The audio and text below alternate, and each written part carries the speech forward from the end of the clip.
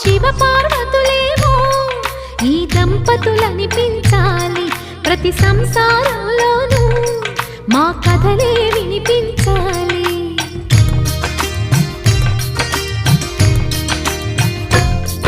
ఆ సిరిని శ్రీహరిని మా జతలో చూపించాలి, శ్రీకాంతుల కొలువంటే మా కాపురం అనిపించాలి. మా ముంగిలిలోన పున్నమి పూల వెన్నెల విరియాలి, మా చక్కని జంట చుక్కల తోట పరిపాలించాలి.